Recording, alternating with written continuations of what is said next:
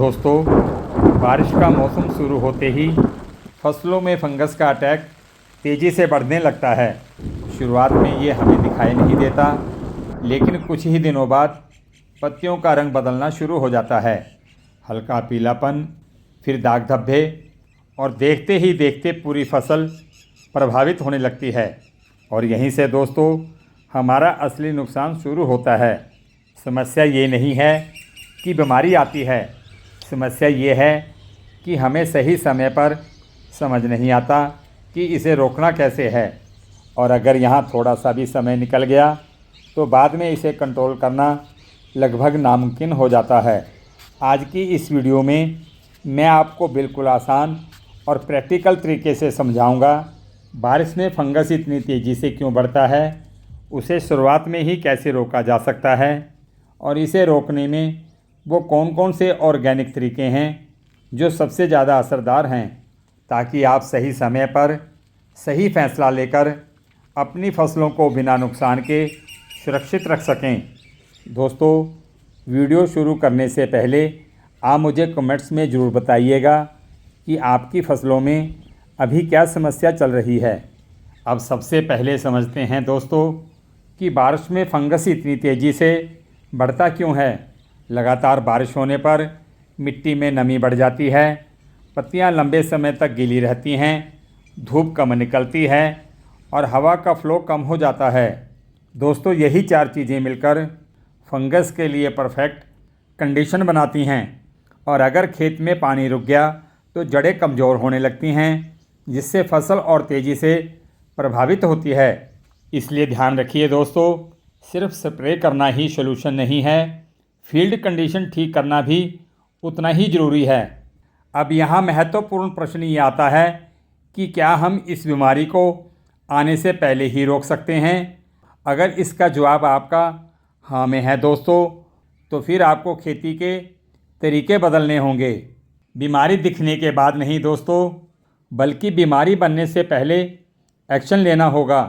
जैसे ही मौसम नम हो, बारिश लगातार होने लगे और पत्तियां देर तक गीली रहने लगें, तो इस समय आपको प्रिवेंटिव शुरू करना होगा।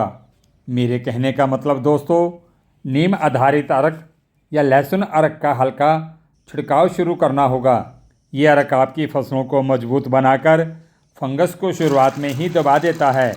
लेकिन यहाँ मेरी बात को ध्यान से सुनिएगा कि बारिश के दौरान भूलकर भी आपने स्प्रे नहीं करना है। हमेशा बारिश रुकने के बाद ही स्प्रे करना है। और इसके बाद भी अगर पत्तियों पर हल्का असर दिखाई देने लगे तो यहाँ आपने तुरंत एक्शन में आना है। और इसी स्टेज पर आपको स्पीड पकड़नी है। नीम और लहसुन के अर्क का इस्तेमाल करके और ज़रूरत के अनुसार 5 से 6 दिनों के गैप पर दोबारा स्प्रे करना है। लंबे समय तक बीमारी ना फैले तो ये सिंपल रूल हमेशा याद रखना है, जिसे दोस्तों मैं भी अपनी खेती में लंबे समय से करता आ रहा हूँ कि एक ही चीज़ को बार बार फसलों में डालना बंद करके रोटेशन को शुरू करना है। शुरुआत में दोस्तों नीम का अर्क, 5 से 6 दिनों के बाद लहसुन का अर्क, इसके बाद भी ज़रूरत पड़े तो छाछ और कॉपर के लिक्विड को फसलों पर स्प्रे करना है। इससे दोस्तों फंगस को एडजस्ट होने का मौका ही नहीं मिलेगा और ऐसा करने से आपका अपनी फसलों पर कंट्रोल मजबूत रहेगा। और सबसे ज़रूरी बात दोस्तों, अगर खेत गार्डन या ग्रो बैग में पानी खड़ा है और पौधों की जड़ें कमज़ोर हैं तो फिर स्प्रे करने से काम नहीं चलेगा, क्योंकि ऐसी स्थिति में दुनिया का कोई भी स्प्रे पूरी तरह से काम नहीं करता है। इसलिए दोस्तों, खेत गार्डन या ग्रो बैग में पानी रुकने नहीं देना है। अगर मैं आपको पूरी बात आसान भाषा में समझाऊं तो आपने बीमारी आने का इंतज़ार बिल्कुल भी नहीं करना है, बस समय रहते प्रिवेंटिव को शुरू करना है। दोस्तों, इन फ्यूचर अगर खेती में ऐसी स्थिति आ जाए और फसलों को इसकी ज़रूरत पड़े तो आपको बस फसलों में सही रोटेशन को अपनाना है। दोस्तों, यही 3 चीज़ें अगर आप सही समय पर कर लेते हैं तो बिना केमिकल के भी आप अपनी फसलों को काफ़ी हद तक सुरक्षित रख सकते हैं। दोस्तों, आखिर में मेरी एक एडवाइस, फसलें सिर्फ स्प्रे करने से नहीं बचती, बल्कि सही समय पर सही फैसला लेने से बचती हैं।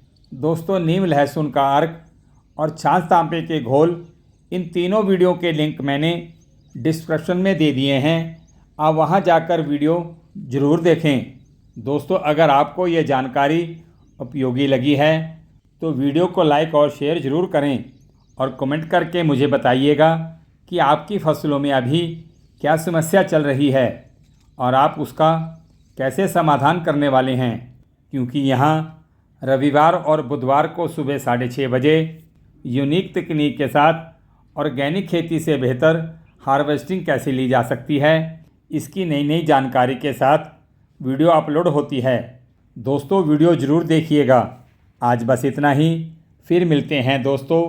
आप ऑर्गेनिक खेती को अपनाकर और पर्यावरण से जुड़कर सदा स्वस्थ रहें, खुश रहें। धन्यवाद।